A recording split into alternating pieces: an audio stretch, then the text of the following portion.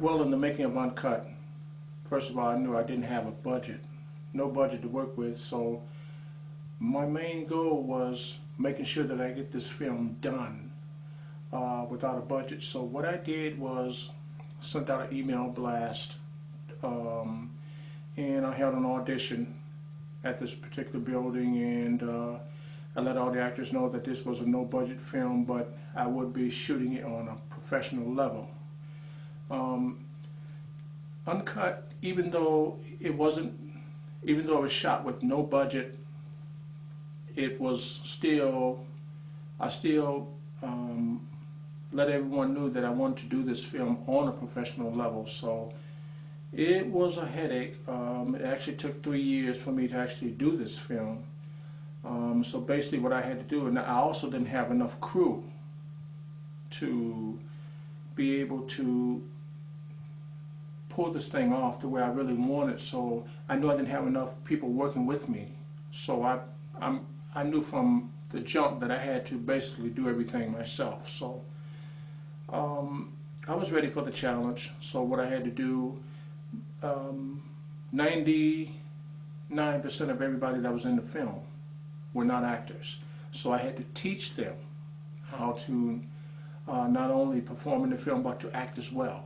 I had to, myself, I was a graduate of, I graduated from acting school from John Robert Powers back in 1987.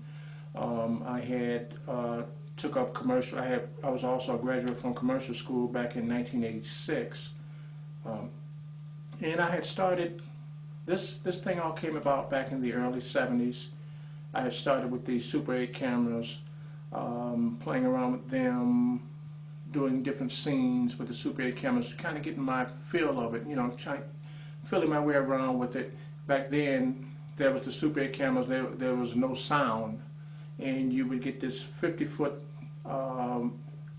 film reel that comes with the Super 8 camera, and that was the kind of film you had to buy for that particular camera. So there definitely was no room for error.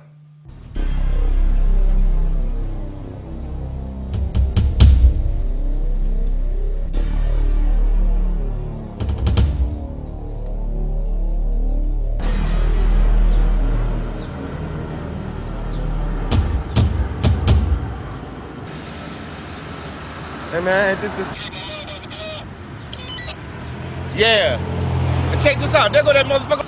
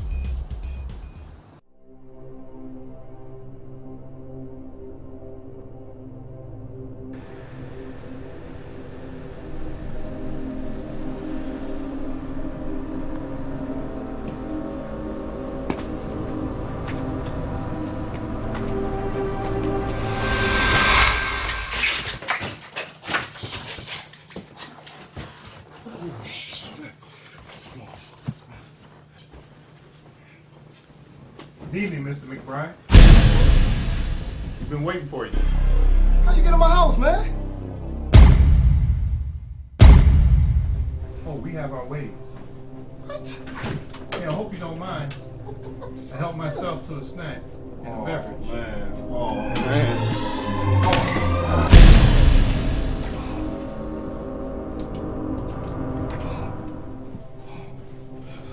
You got a nice place here, man.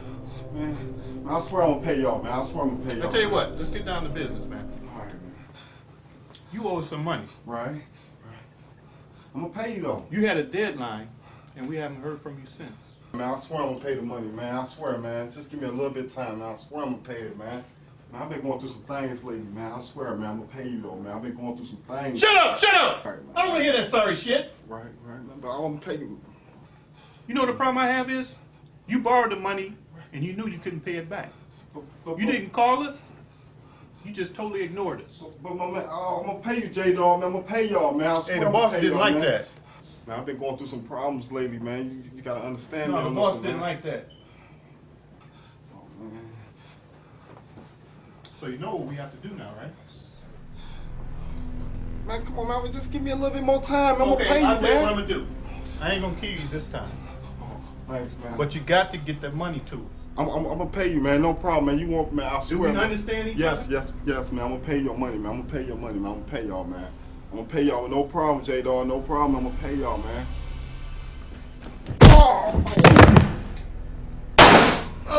Oh, shit. You just said you were gonna kill me, man. Yeah, I told you I wasn't gonna shoot you. But I can't speak for them.